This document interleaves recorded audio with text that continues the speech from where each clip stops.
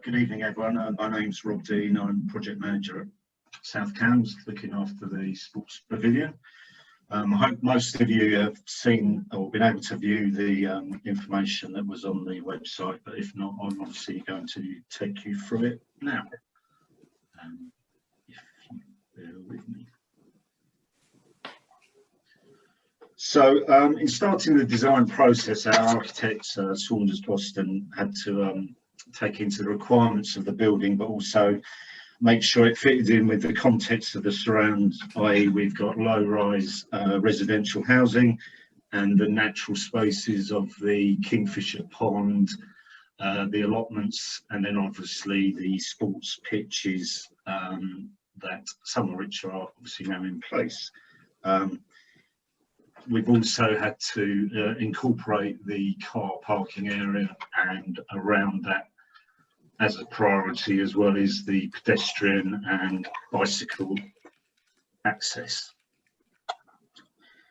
As you can see, the Sports Pavilion has, to a certain extent, had to be shoehorned into a small area, but this area is all that was available given the requirement for the car park, the bowls green and other areas around it. This has meant that the building has had to fit into this tight area and provide everything that we possibly could within that footprint. And that also includes an access across the front into the allotment to the west, I believe. Taking you through. Just a similar slide, but it just shows that we're there. As whilst we have got some hard surfacing for the car parking wherever we can, we've softened it up with some soft landscaping, some of which will be hedges and planting, but other will be grassed areas which can be used for relaxation. Looking at the elevations, again, as I said, it's a low-rise building, so it fits in with the surrounding residential areas. The external walls will be a mixture of clad in brick, contrasting clay blocks and some timber effect cladding. Some may ask why we've not got natural timber, but there are, without going into these details, insurance issues relating to timber cladding on buildings at the moment, so we're steering clear of that at this current time. You'll see there are high level windows which provide natural ventilation, obviously plenty of light, and in changing areas are at a higher level also to provide a more secure elevation. We've got to the main entrance, which is the north elevation, with a full height glazed screen that provides a focal point to the entrance and obviously provides plenty of natural light into the entrance area. Going to the south elevation to the right, the gable-ended section of the building there is the end of the club room, so the glazing there would be sliding or bifold type doors which will open the club room up out onto a terraced area, so that in the spring and summer months the club room can effectively be extended outside, and any events or just social gatherings can to make use of that external area.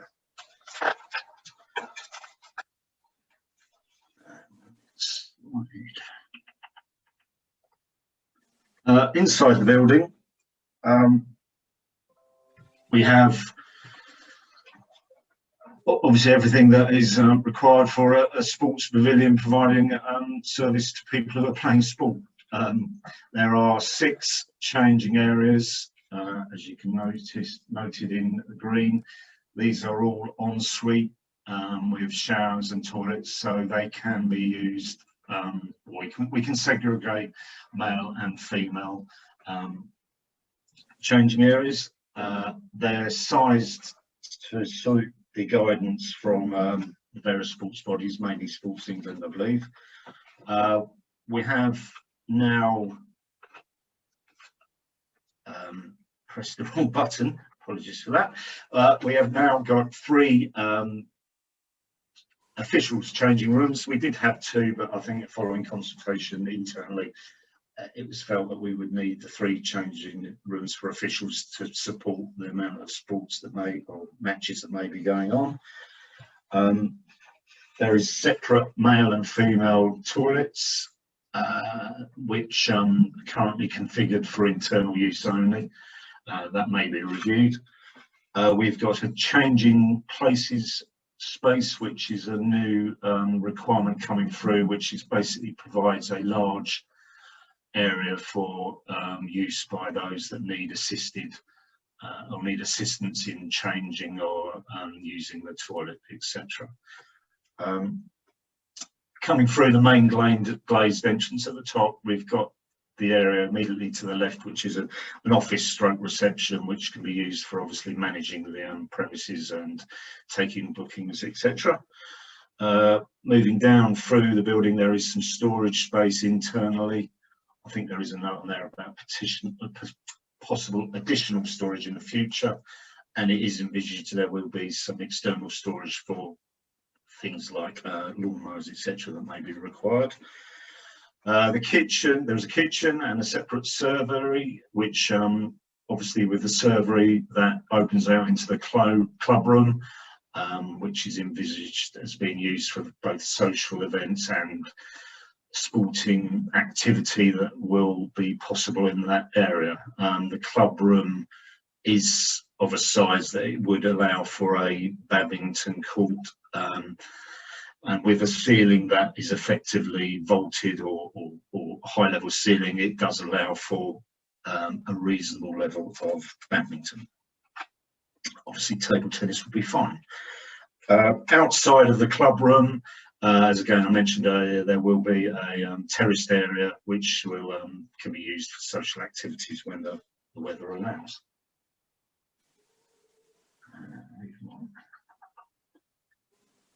Just some architect's views of how the building will look. I mean, it's likely to change in minor areas with the shading, but that is generally how the building is intended to look.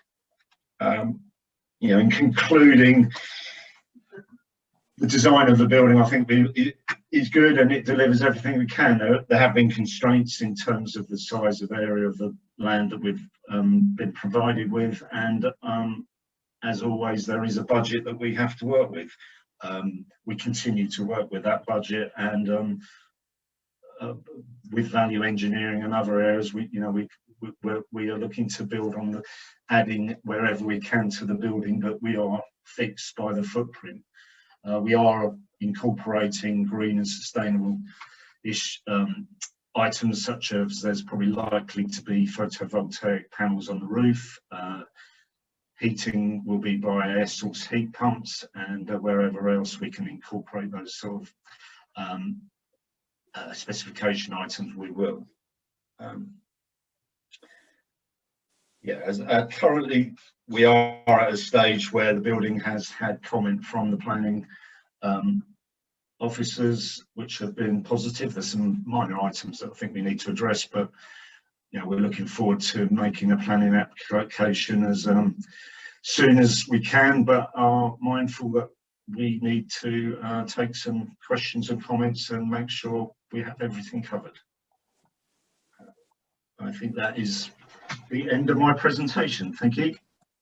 Thanks very much, Rob. So we've got some questions that potentially I might have to ask Claire Gibbons from the Community Development team to help answer as well. So let me just run through. Graham's question is, will there be any facilities for cricket, either here or anywhere else on the North Stowe development? Will we be able to use these facilities for other sports? I mean, I'm focused on the Sports Pavilion, and the Sports Pavilion has changing rooms that cricketers can use.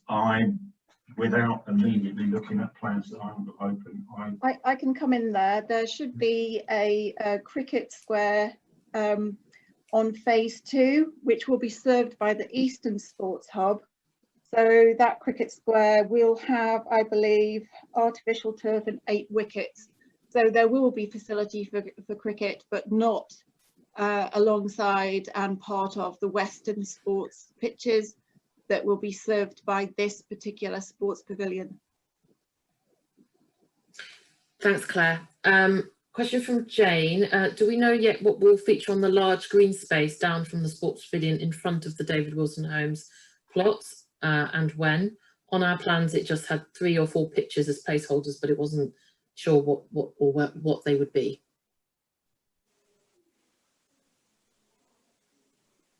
If that's another one for me, I have actually got a map, I hope, of the Western sports pitches that I will endeavour to try and share. Okay, great, thank you. Rob, you might want to just take your presentation down while Claire tries to get that. I'm going to move on, Claire, while you're still looking at that. Sarah, sorry, do you want me just to comment on the pitches? Oh, great, thanks, Stephen. Yeah. Yeah, they're sized for 1 adult rugby pitch and 2 football pitches, 2 full-size football pitches. Okay. Thank you. Kathy's question for the sports pavilion, Rob, does the serving hatch also have an outlet to outside without needing to come in? Currently, as shown, it doesn't, but you know, that's detail which once we've gone through the planning process, there will be more details added, and you know, we'll take comments like that, and it's probably, given the current situation, being involved in sports clubs myself, having an outside hatch to serve food is a very good thing to have currently. So yes, it's something we would definitely consider. Great, thanks, Claire. This Claire's just showing the green patch, the rugby pitch, the full-size rugby pitch, and the 2 junior football pitches, the mini football pitch and synthetic sports pitch, and the mugger and the bowls green. We will put these pictures up onto Facebook for the community to have a look at properly. Question from Hannah: will the changing rooms toilets be assigned gender? As we currently know, there are some people that don't identify by male or female. Will these just all be assigned unisex? That's a good question. I'd assume they would be assigned unisex. No, so can I go on this?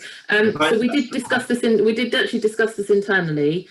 So currently, the current gender assignment rules for any public toilet are that you can use a toilet to the gender that you consider yourselves, and not obviously to what you feel like you were born with. So the toilets that we have designed for the sports pavilion, we specifically have said that they will be assigned. There will be male and female toilets. Because obviously we might have a situation where we have potentially all male, say, rugby team and a very young female netball team, for example, and we wouldn't want in that situation to be to worry parents potentially who might be thinking, right, well, little girls might be using the toilet at the same time as grown adult men. So I hope that answers your question. Richard has a question on who's intending to take on the management of the pavilion when complete. Claire, I think a question for you. Have running costs of the building been estimated and taken into account? Yes, we have done some cost projections based on a previous design for the building. We do intend to run these again when the design is at a more finalised state, and indeed for any other scenario in between. So we have got a good idea of what the ultimate running costs will be.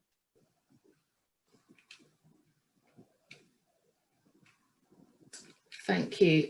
Nicola has a question. There are many dog owners on North Stowe. This open field is fabulous for us, as we can see dogs as well as socialise. It's the only open space that I know of to let the dogs run safely.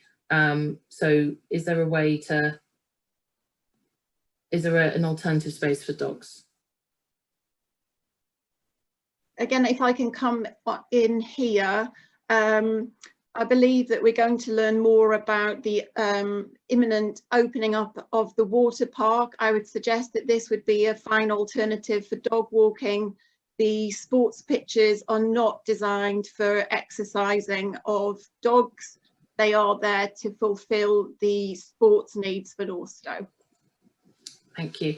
And could we confirm when we think the pavilion will be up and running and the pitches available for use? With the sports, well, we have to go through planning. So there's a planning application that's got to be made, and there's a process of that, to go through there, which will take a period of time, and it's affected by the conditions everyone is working in. I think it would be not appropriate to give a time or a date at the time, because it's so difficult given the conditions we're in. But yeah, we are working very hard to get this delivered as soon as possible.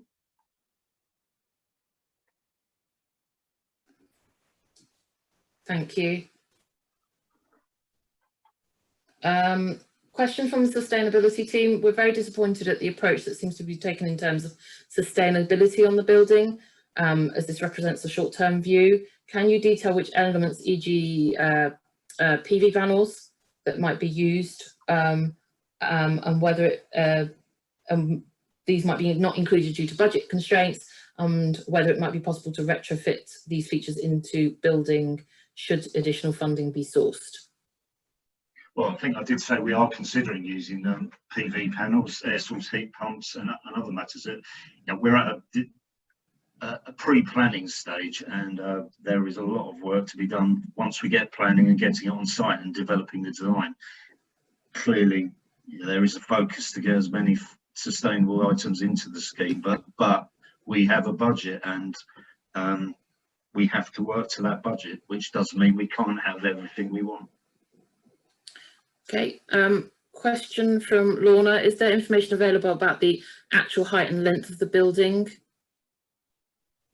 There is that information about. I don't have it immediately to hand, but yeah, clearly we do know the size of it. Yes. So, I mean, for those more detailed questions, Rob, there'll be information that we'll be able to post, and people will be able to look at those. I think we. Sorry, I should have probably said that. Any questions we'll record, and we'll respond to those after this meeting, because some of them clearly, such as that, is we don't have that information immediately to hand.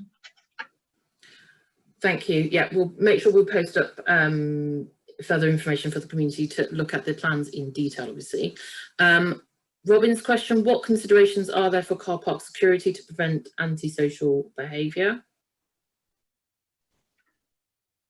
That management rather than delivery. Claire might be able to answer that one. I don't think there are any immediate plans for CCTV that we've costed at the moment, for example, but I think that certainly is a consideration that we should factor into the running costs in due course. Thanks, Claire.